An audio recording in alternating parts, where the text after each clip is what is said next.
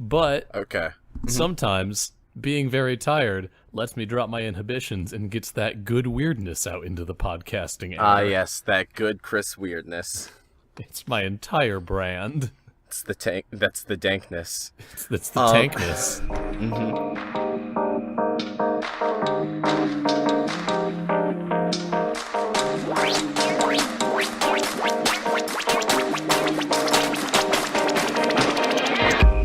Hello, everybody, and welcome to Backstage Gaming, dramatic takes on your favorite games. I'm Chris. And I'm Dylan. And we're here to actually record a real episode. Thank you for staying with us last week, as all we had to put up with was our live show. But I hope you enjoyed it.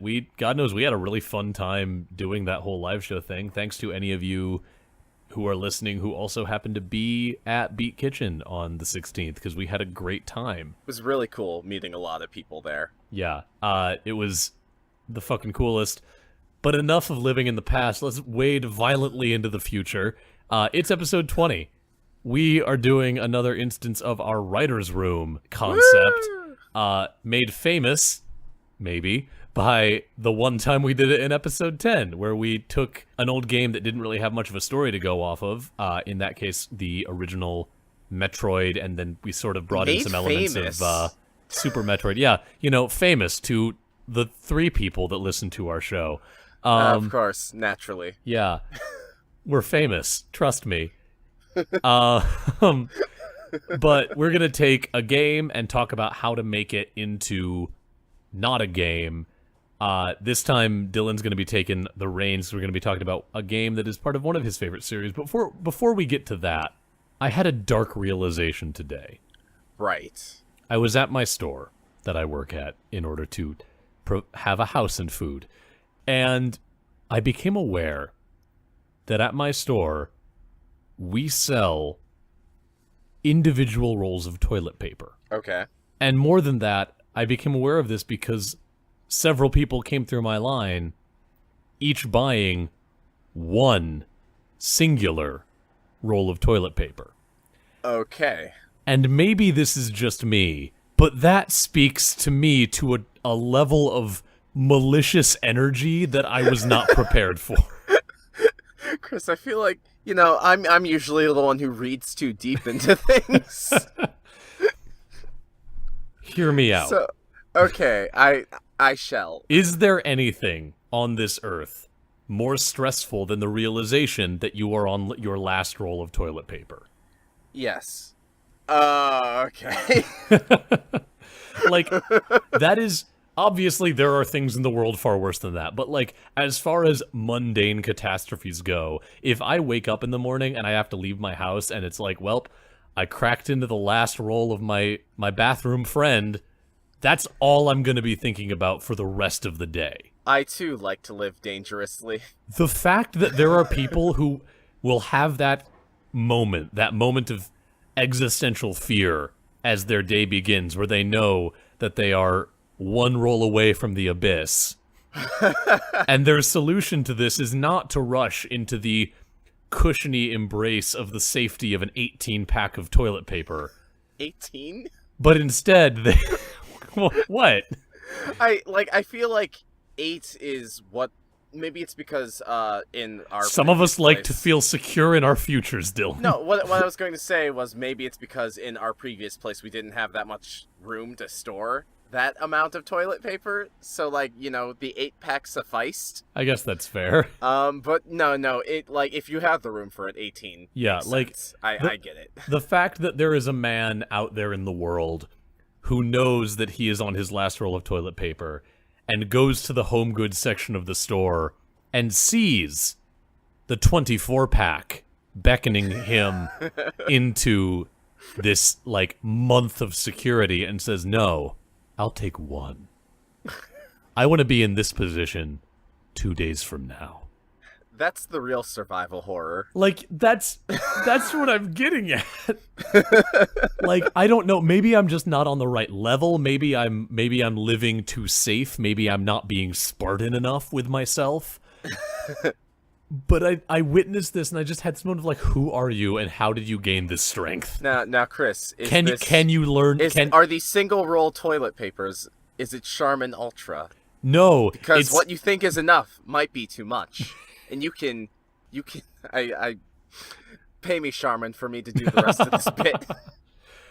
But, like, you're a Sith. You're a Sith Lord if you go out and buy a single roll of toilet paper, especially when that single roll of toilet paper costs $3 goddamn. Oh my god. Like, you're a capitalist Sith. Anyway, Okay, that's Chris's toilet talk for the week. I'm gonna say this real quick, and then we will drop all mention of toilet paper. Okay, Or probably not, good. Who knows? All I'm going to say is that driving 6 hours and going to multiple rest stops from Chicago to Cleveland, one of the things I was thinking recently was, man, maybe when I go on these trips, maybe I should just keep a roll of decent quality toilet paper on me. Because Okay. let me tell you, Chris, there is no fresher hell Okay, than but the single ply. here's the issue. I agree with you. Okay. I'm with you. Okay. But imagine the single dad from Wisconsin driving cross country with his kids to go to Sleeping Bear Dunes in Michigan, and they In get that out. case, you would get a multi-pack. No. But if it's That's not okay. what I'm saying. I'm saying that you're Gerald Beesmith, single dad from Wisconsin. Oh, we've been in the car for a long time, kids. Don't worry, I know you're antsy. Let's just pull off at this rest stop. Oh, look, there's probably not going to be much of a line at the bathroom. There's only one other car, and who's that getting out of it? Oh, why, it's a strapping young man, and he brought his own toilet paper. Kids, next rest stop. We're not getting out at the same rest stop as this sex it's not pervert. That bad. It's why? Why? There's something, again, I want to say I agree with your impulse because it's true. There is no greater horror than reaching for toilet paper and being like, it's made of what appears to be It's not powdered even milk paper. held together by dreams. But also, if someone else sees you get out, like, okay, there are two possibilities of what people are going to see. They're either going to see you get out of the car with your partially used toilet friend, which is bad. Okay. So Or they're going gonna to see you leave the restroom with a partially used roll of toilet paper, which is worse. All right, I'm gonna shake up the formula real quick. Okay. Thank you for listening to Backstage Gaming. If you like us, you can talk to us on social media. Use the hashtag BSGPod so that you can tell Chris that bringing your own toilet paper is a perfectly reasonable thing. Oh my god! Like, as if you couldn't tell by now, we're a gaming podcast. Yeah, I was about to say that too. We talk about games and game narratives and how games tell stories and how games connect with their audiences because we're theater makers and that's what we do. Let's get back to our actual topic and stop being freaks about toilet paper. This conversation isn't over. We're gonna resume this Yeah, after the episode. everyone, I hope you know. everyone, tweet at THA_DILA, the Dilla, and let him know what kind of freaky sex pervert you would think he was if you saw him wandering around in public with his special toilet friend. Well, when you put it like that, I love you. I'm not sure you do. I love you. I'm just trying to save you from this unconscionable course of action. Fine. The road to hell is paved with soft butt fabric. Is that the name of this episode? Please tell me that's the name of this episode. It's definitely gonna make it into the also included list. Anyway. Welcome back to the Writer's Room. This is a bit that we did for episode 10, and it seems like we're just gonna keep doing it every 10th episode, where we take a game that we like or a game that we think is interesting and try to figure out our way of translating it into a different medium. Maybe it'll be a stage show, maybe it'll be a film, maybe it'll be, something else, something that we have a little bit more actual expertise in than game design, because we don't really have any other than playing a lot of games. We just like them. We just think they're neat. Yeah, neato. Dylan, what game are we talking about this week? All right, gonna jump right to it because we talked for 8 minutes about toilet paper. And it's the best 8 minutes of this podcast yet. It's true. We are talking about Resident Evil. Which Resident Evil, Dylan? Resident Evil as a concept. But Dylan and Chris, don't you know there's a lot of Resident Evil movies directed by that guy whose name I forget? Paul W.S. Paul Anderson. W.S. And Anderson. yes, you're right, Rando. Yep. They exist, and more importantly, we're going to talk about how I would do a Resident Evil movie. So the issue is, and we'll go much more into detail, but to address that elephant in the room right away, the Resident Evil games, at the very least, Resident Evil 1 and 2, and then with Resident Evil 7. 6 was not a return to form. No. Resident Evil 1 and 2, not. and most recently Resident Evil 7, are great examples of very traditional horror, and there are a lot of things you that... might even want to say most recently the remake of Resident Evil 2. There you go. We're still slightly topical. Those games are horror games through and through. We've talked a little bit about elements of this in the past, but there's a lot of the actual design of those games, things like limited ammunition and blind corners, and there's a lot built into the meat of play that makes them very frightening to play, not just in a jump scare kind of way. The Resident Evil movies are much more akin to, say, the games Resident Evil 5 and 6, which are less horror and more run-around shooty games that happen to have you shooting zombies. Is that a fair sort of breakdown? I could be a stickler and be like, well, in 4 and 5, they're not actually zombies, but, you basically... Shut up, toilet pervert. I'll probably cut that part, because that was just mean, and I don't want people to think I actually hate my sweet friend. Or you can just keep that back down. But yeah, the existing Resident Evil movies are, shall we say, they have received mixed reviews. They are very pulpy. Let's go with that. And they are much more concerned with fast-paced action set pieces and some gross-out moments than they are with, actual dread or suspense or horror. Yeah. Yeah. So we're going to be... that's the divide, and so we're going to try to be looking at how you would do a Resident Evil film or play that really feeds off of that sense of fear and dread and suspense that you get in Resident Evil 1, Resident Evil 2. And to sort of dive into that, Dylan, why don't you tell us a little bit, in case people haven't listened to the episodes where we talked about this before, what do the Resident Evil games do well to tap into horror and to make you as the player feel fear? Okay, so to focus on what people commonly cite as Resident Evil's greatest strengths, there is a feeling of vulnerability that you wouldn't get from most games. Especially when the first Resident Evil game came out, there are a lot of accounts of people who, pick the game because it has a very stereotypically macho soldier type looking dude on the cover. And, then they play the game and they're like, oh, I don't have a gun. Because I think when you pick the macho soldier guy, you actually start with only a knife, and you have to find a gun. Essentially what I'm getting at is that the Resident Evil games are very good at making you feel vulnerable. You're not just shooting your way through wave of zombies. There are actually surprisingly few numbers of zombies in the game, but the trade-off is there's also a surprisingly limited pool of ammo in the game.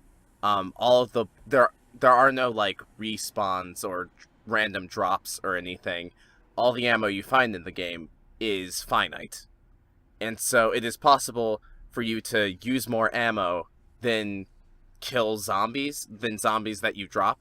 The balance of the game is kind of making your way through a fun house of puzzles while trying to either avoid zombies or kill the ones that you only really need to kill so you can get through the rest of the game. The fact that you've got, on a global scale, limited resources with which to complete the challenges the game presents to you creates this great sense of every moment and every bullet you fire matters and kind of hurts to use. One of the other things that the early Resident Evil games do that is so cool that I wish more games nowadays did, and I understand why they don't, but boy howdy, it's an example of hardware limitations being a rad thing. Resident Evil 1 and 2 are all fixed camera angle games. What do I mean by that?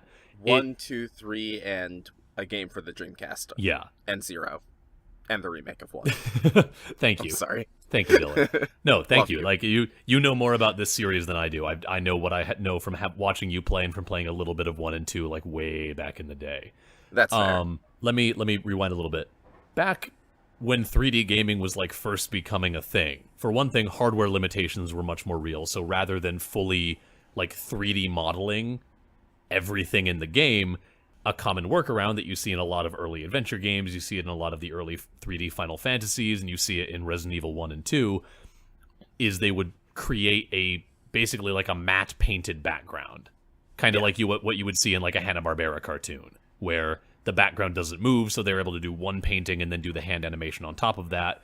In games, you'd have one matte background, and like maybe the camera can pan up and down or left and right to see more of that matte background, but it is a static background that then you'd only have to render 3D models walking on top of.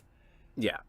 The Resident Evil games use this so well, because frequently the camera that they will place to shoot is positioned in such that, like, you can't see around a corner until you make that corner. Or there will be some, like, the cameras are frequently positioned in these rooms such that there is information that you do not have about what is happening in the full scope of the room, and because the camera is fixed, you can't get that information until like you move to the position where the game allows you to. And that is so good and so smart. Full disclosure here, I, Chris Wilson, am a coward.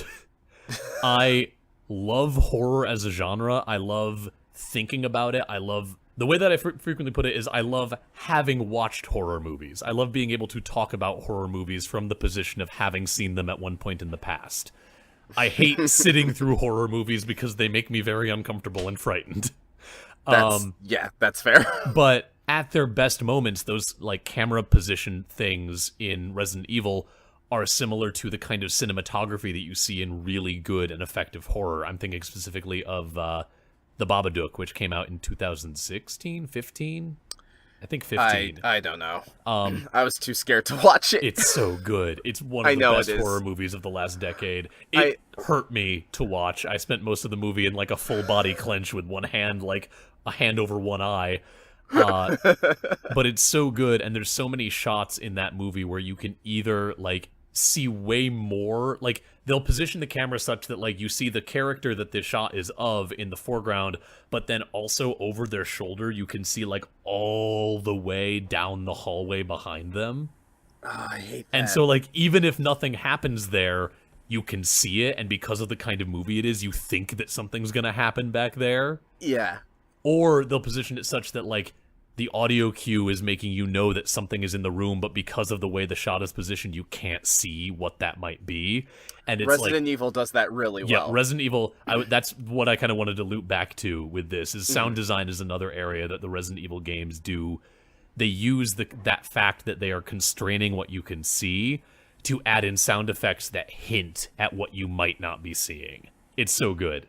There is a moment in Resident Evil 1, most specifically in the remake, because I don't remember if it was in the first one, or in, like, the actual original, where, like I said, you know, there's that camera angle situation where you come into a hallway that, like, banks on a sharp right turn, and you can't see what's around the corner, but you can see that there is a window, and you can tell that because there is moonlight shining through the window and putting, like, you know, a nice, clear, square patch of light on the wall.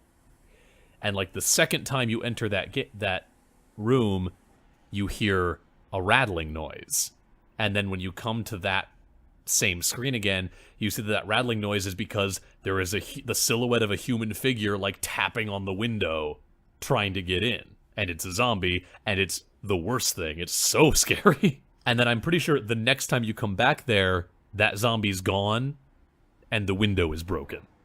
Yeah.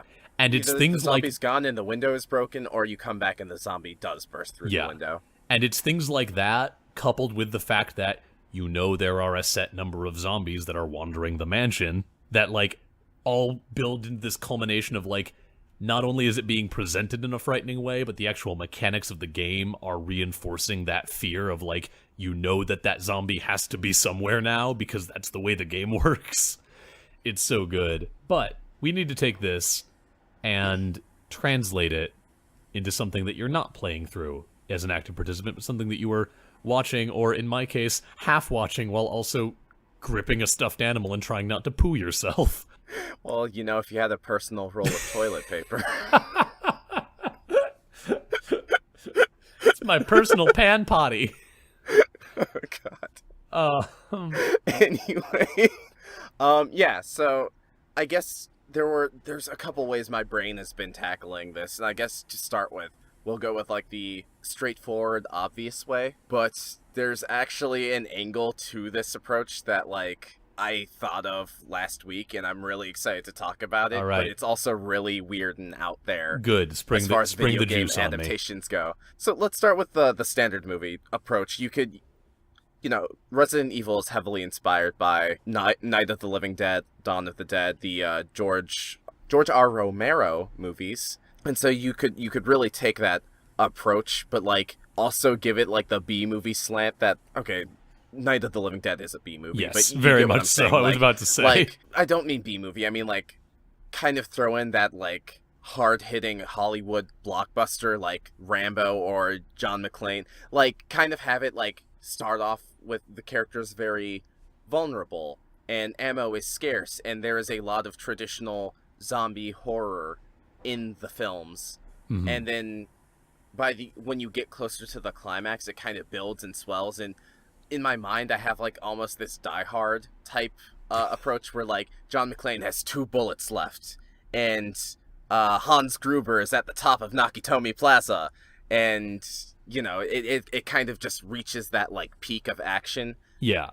Because I think a huge thing that makes these Resident Evil games work is that you go from afraid and not really knowing what's going on and not understanding any of these zombies to, as the player, you understand their behavior. They become something quantifiable, they become predictable, and you go from a state of feeling powerless to knowing how to navigate these situations. Yeah. You become competent, but you never feel invincible. No. Because you have such scarce resources to work with, even though you know how to solve the puzzles, they still don't become trivial, which is a very cool sort of tightrope that the game walks. I think that's interesting. I think it would be cool to see that level of, like, getting a character to that point of, like, I know what I have to do, now I just have to fucking do it.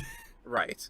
I think it's telling that in Resident Evil 2, there is an unlockable game mode after you beat the game called, it's something like Okay, so there's Fourth Survivor. There are, like, 2 game modes. Basically, both of them, you are put in the middle of the mansion or the police station or whatever the location is. And your only goal is, instead of doing puzzles and navigating the mansion, your only goal is to get to one room in a linear path. The only problem is that, in comparison to the original game, the whole place is flooded with enemies. Ooh.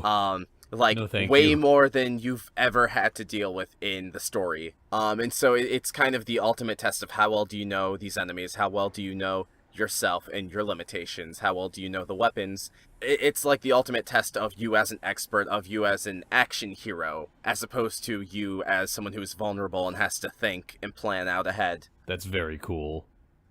It's really cool. I've never beaten any of those. They're really tough. But anyway, yeah, so that's kind of like the boring answer to what a Resident Evil movie should be. I say boring, but like honestly, I feel like a lot of people would be satisfied with that. All you really have to do is kind of keep it close to the plot, which is it starts out and you're in the spooky mansion, and then like as you learn more and more, you realize that scientists were behind it all along. But I guess that's a good segue into what I would do. With Resident Evil, I think a lot of people, not just us, including like journalists and fans, when they talk about the horror of Resident Evil, they always talk about the mechanical horror aspect, the survival horror. Yeah. Which is what we just spent the last 10, 15 minutes doing. I want to kind of shake it up a bit. Okay, hit me. So, playing the Resident Evil remake and replaying Resident Evil 2, I kind of realized that there's also a narrative horror that doesn't really get talked about. Tell me more, So in the first game... So, in the first game, I think the most interesting thing about Resident Evil 1 is that when you start playing it, or at least the remake of Resident Evil 1, when you start playing it, you're not sure if the cause of these zombies are due to some weird freak science mishap, like a Frankenstein story, or if it's a cult. And that's because you are navigating this spooky mansion and there are all these puzzles. You need to collect these masks to open a coffin. It's very weird, and when you are a fan of the series, you're like, that's just how the games are structured, and it's because they're hiding a giant Umbrella Inc. laboratory underneath. For people who've never played Resident Evil, Umbrella Inc. is the source behind these zombies. They're a pharmaceutical company that is developing how to kind of reanimate the dead to create bioweapons that they can sell to the military. It's all very schlocky, but like also fun. Yeah. And so I think the cool thing, the horror to me of Resident Evil, of its story, is that it kind of takes this corporation and turns it into a cult. Okay, so it's almost like part of the horror is in not knowing what's happening, but then as you find the answers, it just becomes worse. Is kind of what you're getting at. Yes and no. You're gonna have to stick with me. Yeah, for no, a bit. I'm following along. Resident Evil 2, the horror of Resident Evil 2 is that... So Resident Evil 1 takes place in a mansion, which is a cover for experiments that Umbrella is doing. In Resident Evil 2, the entire city that Umbrella is focused in gets infected.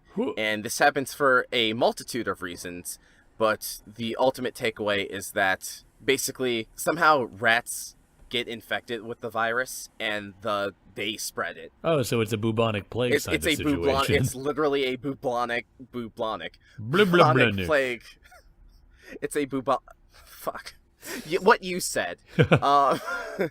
And so they spread the virus, and everyone gets infected that way. But not only that, there is a side plot where, you know, after the events of the first game, the main characters from that game are trying to expose Umbrella, but because the Umbrella's basically paid off the government, they have the police chief in their wallet, and they frequently go back and forth to the police station to deal with them through the sewers, so they have people who work for them in the sewer system.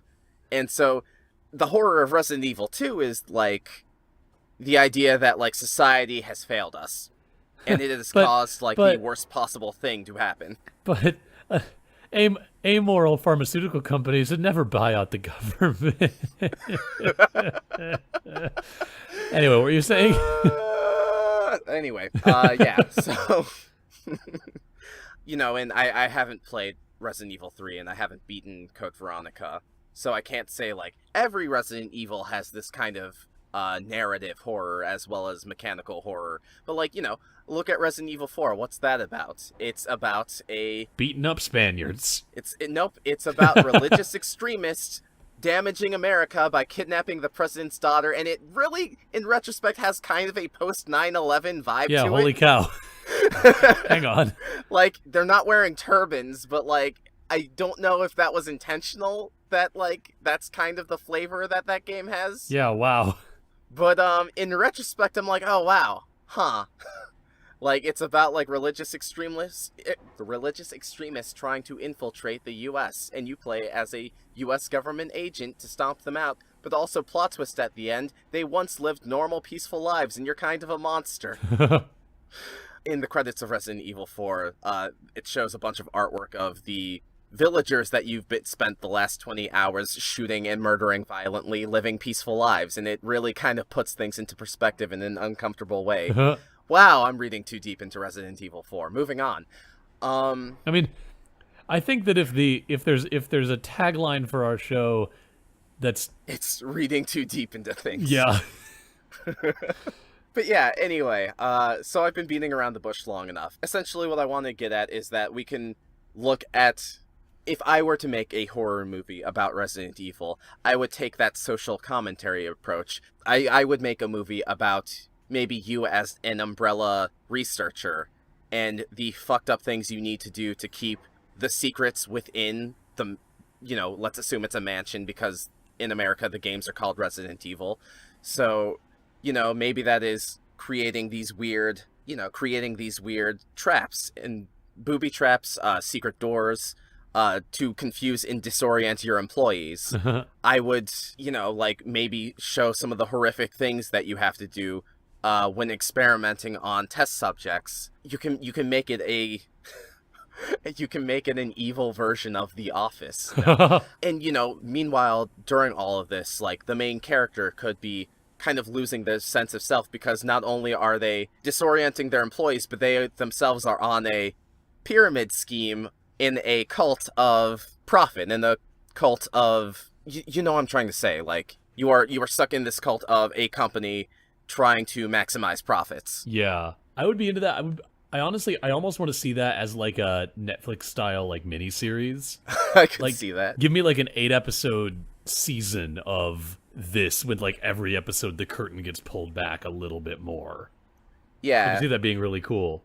like you're either an entry level like umbrella intern slowly peeling back the conspiracy, or you could, when I say you, obviously I'm talking about the protagonist or the audience surrogate, or you could take the point of view of someone who like just recently got an umbrella promotion, and they're like, oh hey, so we're doing this thing with the T virus, and you're like, oh, the T virus, what's that?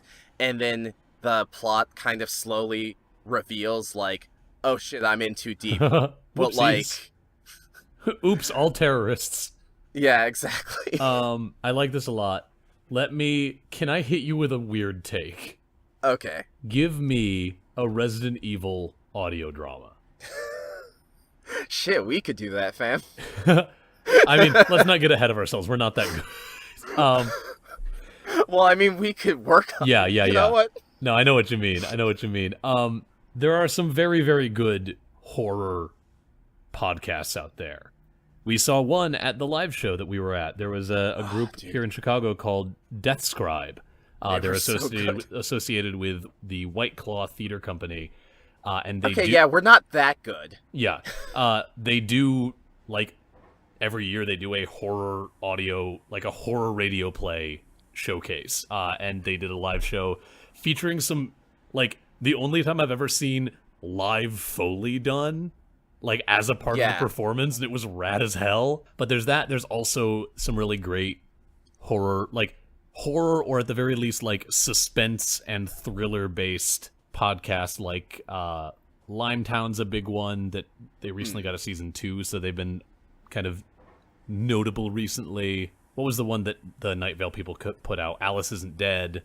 Yeah, that's what it was. Like, audio drama lends itself well to suspense because there's... Your mind makes it scary. Yeah, there's an old adage among people who make horror that, like, the audience will always scare itself more than you can scare them. And so removing the factor of what they can see and having it all be through audio storytelling and audio cues makes things a lot more tense, because you, as the majority of the world is sighted, like, that is your main way of consuming, like, information about the world around you. So taking that away in an audio drama adds another layer of suspense to that. And given all of the cool work that the Resident Evil games already do with sound cues and blind corners and things like that, I think it would be fascinating to see, like, an audio, like a true horror audio serial based in the Resident Evil world. I don't know what that would be.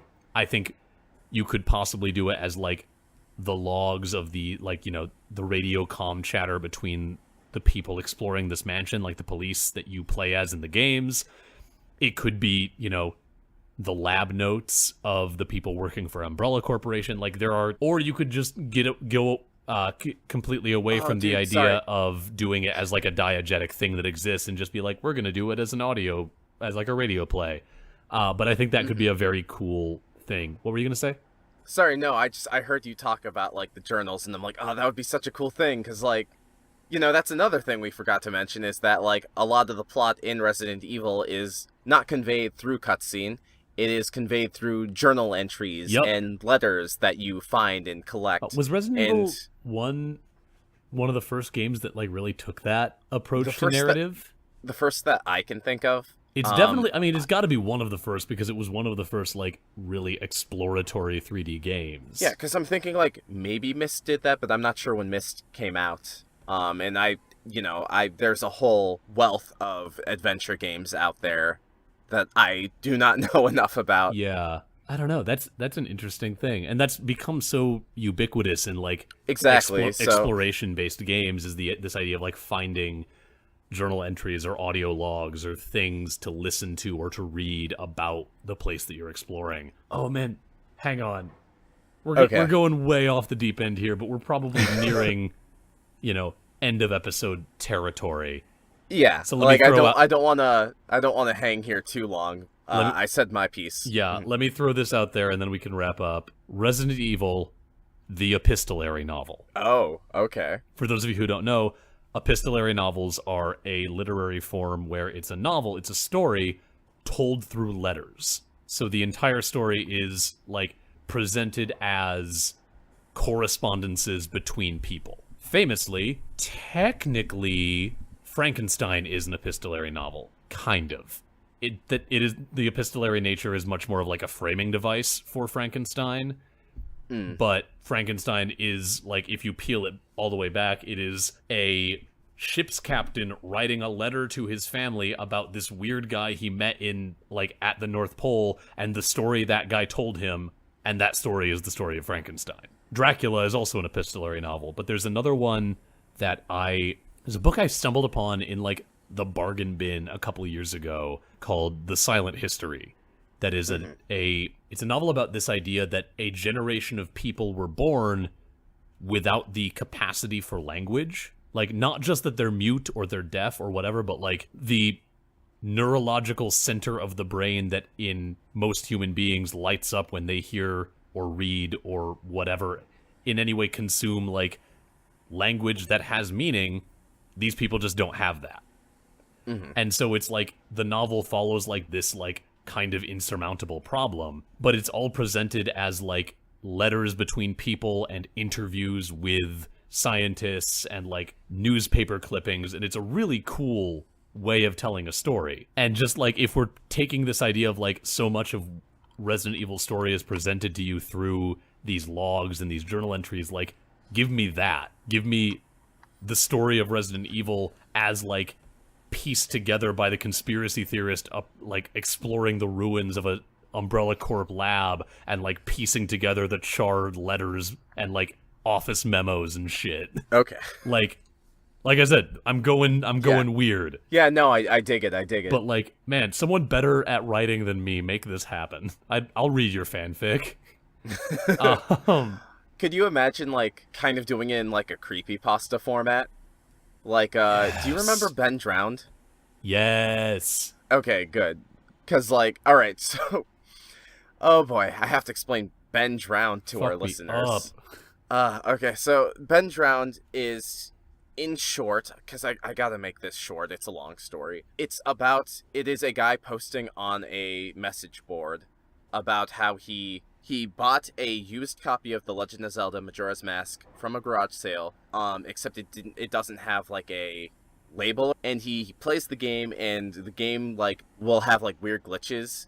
Also, something important is that the first save file in the game has the name Ben in it, so he deletes the file, and then the game starts glitching out, and it starts going crazy.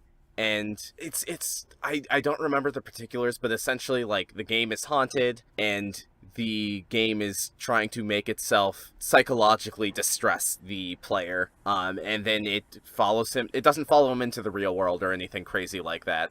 But the person posting this on the board will upload clips of it, and just really unsettling stuff happens. Yup. And I feel you could take Resident Evil and be another one of those creepypasta things about the discarded Disney amusement park in some location where it's haunted because of course it is, and all of the mascot costumes get up and walk around on their own or whatever. You could very easily do a creepypasta about a pharmaceutical company where there are memos and notes from people about all the weird messed up shit that's going on there, and you can, because people don't really buy creepypastas, you can just be yeah, this is a Resident Evil story, but please check your brain at the door. But yeah, no, I think that would be really cool. If we're willing to get weird and experimental, there's a lot of cool things that the general sense of suspense and way of building the world that Resident Evil has that you could do very cool things with. And all would feel in the spirit of Resident Evil. Arguably much more than